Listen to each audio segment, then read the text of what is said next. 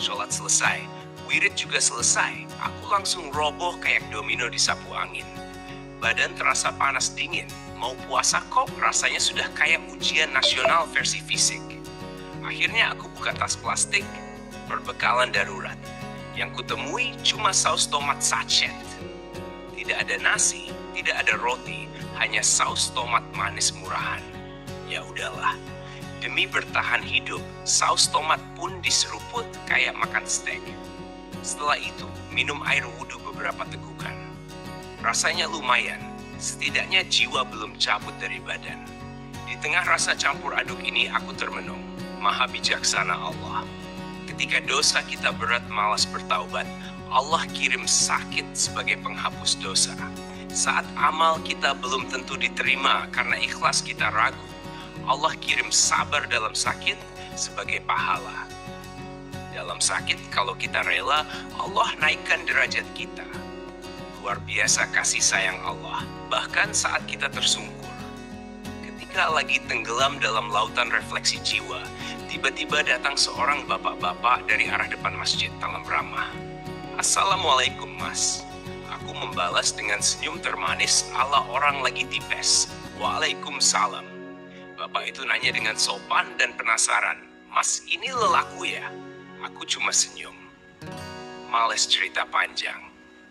Kalau diceritain bisa jadi seminar sehari penuh. Bapak itu lanjut lagi. Soalnya kemarin ada juga orang kayak mas bawa tas plastik. Apa itu temennya mas? Aku jawab sambil ngusap kepala yang udah kayak ketel mendidih. Oh iya, mungkin pak. Soalnya seminggu sebelum saya berangkat ada 5 orang yang berangkat. Dalam hati aku mikir, wah berarti aku bukan satu-satunya manusia nekat di dunia ini. Sambil senyum-senyum kecil, mengingat momen-momen sebelum perjalanan dimulai.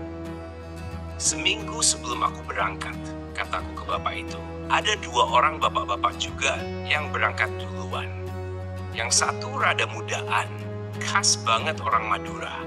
Kumisnya tuh loh, tebal kayak sapu ijuk baru beli.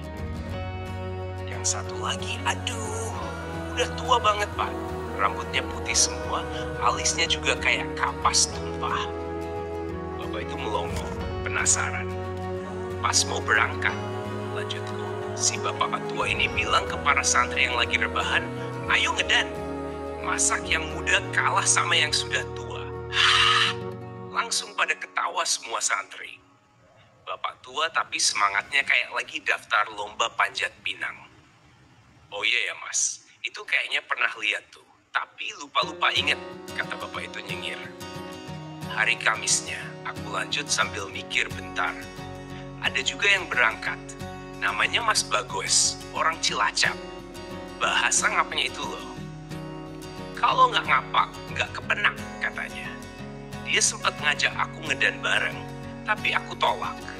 Soalnya aku pengen ngedan sendirian, biar bisa nyambung langsung ke langit, nggak lewat kabel sambungan. Bapak itu ketawa kecil. Hari Jumatnya datang lagi 2 orang dari Tangerang. Yang satu kurus, katanya mau ngedan 21 hari. Yang satu lagi badannya gede banget, katanya ngedan 41 hari. Yang kurus itu ternyata orang Purworejo, dekat rumahku, ngajak aku ngedan bareng dan nanti nebeng pulang. Tapi ya lagi-lagi, aku tolak juga.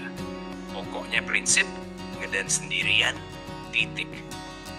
Bapak itu manggut-manggut. Oh ya mungkin aja, wong tampilannya hampir mirip. Aku senyum tipis lalu nanya sambil pegang perut yang udah mulai protes. Pak, kalau kota atau alun-alun masih jauh nggak ya? Dekat mas, nanti ada bundaran, ambil kanan aja, jawabnya ramah. Oh ya makasih pak, saya jalan dulu ya, sekalian cari makanan, kataku pamit. Monggo mas, silakan. Jawab beliau dengan senyum tulus yang bikin hati adem. Aku melanjutkan perjalanan. Mata jelalatan nyari makanan. Gak pakai malu, gak pakai gengsi. Asal bukan plastik, semua masih bisa dipertimbangkan. Tiba-tiba, pandangan mata tertumbuk pada sebuah botol minuman. Swak di kursi panjang depan warung tutup. Masih setengah botol. Ini mah ibarat menemukan mata air di tengah Sahara. Pintu warung ada ibu-ibu yakin pemiliknya. Dari jauh, aku menunjuk botol itu sambil jalan, tanpa ngomong sepatah kata pun. Kayak komandan perang kasih aba-aba. Ibu itu respon dengan anggukan kecil. Aku langsung ngambil, minum. Nikmatnya kayak minum bun surga. Akhirnya sampai juga di alun-alun Ngawi. Wih, luas banget. Ada taman, gazebo, lapangan, bahkan wahana. Aku muter-muter kayak turis baru nemu dunia. Orang-orang lihat aku, tapi aku cuek. Ya gimana? Tampang udah acak-acakan, baju udah kayak kisah hidup, sandal cuma satu. Tapi hati tetap zikir jalan. Asyaran di situ, maghriban juga. Bisaan pun sekalian. Mojok di masjid pinggir alun-alun, wiridan sendirian. Masjidnya besar dan tenang, ademnya kayak dipeluk angin surga. Malamnya, alun-alun rame. Aku muter-muter lagi nyari makanan. Aneh ya, alun-alun segede gini. Cari makanan kok susahnya kayak nyari mantan yang masih setia. Akhirnya nemu juga makanan yang masih layak. Ya, minimal gak berjamur. Setelah kenyang seadanya, aku ngendok di gazebo. Sambil zikir, sambil ngelihatin keluarga main, anak muda nongkrong sambil hotspotan di warung makan.